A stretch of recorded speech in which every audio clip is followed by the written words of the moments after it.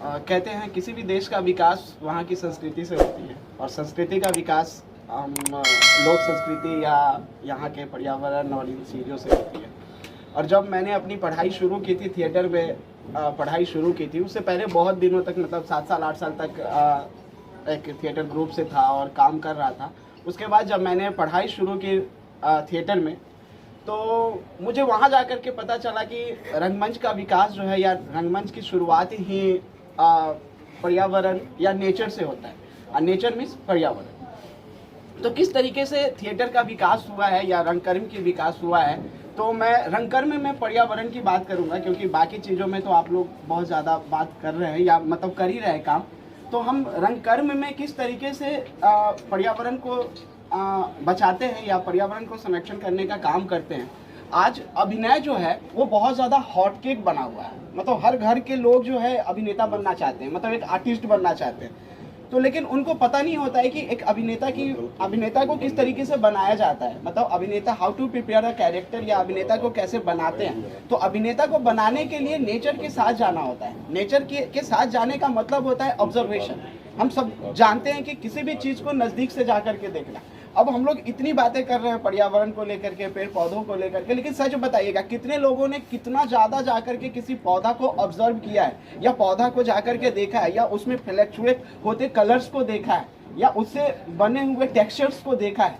कितने लोगों ने देखा है। शायद इन सारी चीज़ों पे हम जाकर के माइन्यूटली नहीं देखते हैं। और जब किसी कैरेक्टर्स का या मूड का, कहते हैं कलर्स जो है वो मूड क्रिएट करता है, टेक्सचर जो है मूड क्रिएट करता है। तो कलर्स और टेक्सचर्स कहाँ से आते हैं? पेड़ पौधों से आते हैं। हाँ, जितना भी कलर्स होते हैं वो सब पेड़ पौधों से निकलते हैं। टेक्सचर जो है, आज हम लोग घर में जा करके इतना सारा टेक्सचर्स बनाते रहते हैं, टेक्सचर्स बनाते हैं। अरे इसमें ये कलर डाल दो, उसमें वो कलर डाल दो, इसमें ये कलर डाल दो। लेकिन कभी हमने ये नहीं सोचा कि हमारे घर के जो बच्चे हैं, हम जाकर सिर्फ कहते हैं अच्छा बताओ ये कौन सा अच्छा लगता है, हाँ ये लाल वाला अच्छा है, ब्लू वाला अच्छा है। नहीं, वो लाल और ब्लू कैसे बनता है, वो कहाँ से आया है। अगर इस माध्यम से हम लोगों को जोड़े या अपने बच्चों को जोड़े, तो ये सारी चीजें तो नेचर से है ना। तो नेचर तो ऑलवेज प्रिजर्व हो जाएगा। क्यों होगा? क्योंकि उन्हें पता है कि कलर्स कहाँ से बनता है। कलर्स तो यहीं से बनते हैं ना, टेक्सचर्स तो यहीं से बनते हैं, उसका मूड तो यहीं से क्रिएट होते हैं। हम एक पक्ष ये, दूसरा ये कि जब हम किसी भी चीज़ में, हमारे घर में किसी तरीके कोई पार्टी फंक्शंस होते हैं, हम डीजे लगा देते हैं। हम तो बाइक प्रदूषण की बात करते हैं, हम बाइक में ध्वनि की बात करते हैं, लेकिन हम अपने घर में जो किसी भी छोटे छोटे अवसर पे जा करके कुछ भी बजा देते हैं और उसमें नाचना शुरू कर देते हैं। क्या वहाँ से पोल्यूशन नहीं आता? हाँ, हम शादी में बहुत सारा डेकोरेशन कर देते हैं, उसमें इतने सारे वेस्टेज ले आते हैं, उसमें इतने सारे ध्वनि क्रिएट करते हैं। संगीत में चलो डीजे लगाते हैं, मेहंदी में डीजे लगा देते हैं, हम जा करके रिसेप्शन में डीजे लगा लेते हैं, बारात में डीजे। क्या उसमें कभी ध्वनि नहीं होता है क्या? क्यों? क्योंकि उस समय हमारे शान की बातें होती है। अरे यार हम जितना खर्च करेंगे, हम जितना इसमें करेंगे, वो शान की बातें होती है। नहीं, पॉल्यूशन तो वहां से भी निकलता है ना। तो क्या हमने इस माध्यम में या उस सब्जेक्ट पे कभी सोचा है कि हम क्या इस तरीके का काम करें? हाँ, क्या हमारा शान सिर्फ इसमें है कि हम डीजे लगा करके दिन भर नाचते रहें?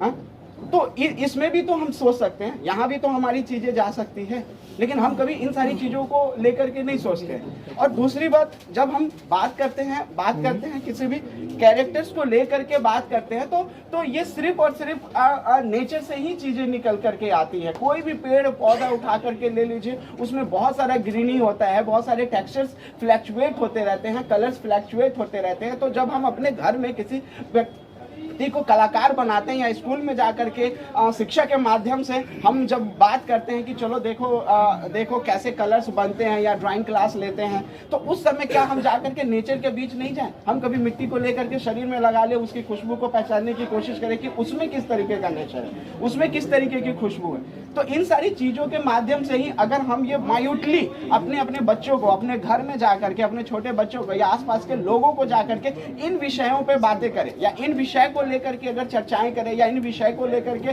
जानकारियां दें, तो मुझे लगता है बहुत अच्छे तरीके से और बहुत माइन्यूटली और बहुत नज़दीक से ना हम पर्यावरण का संरक्षण कर सकते हैं और उसको बचा सकते हैं। थैंक यू, बहुत बहुत धन्यवाद। नमस्ते सर।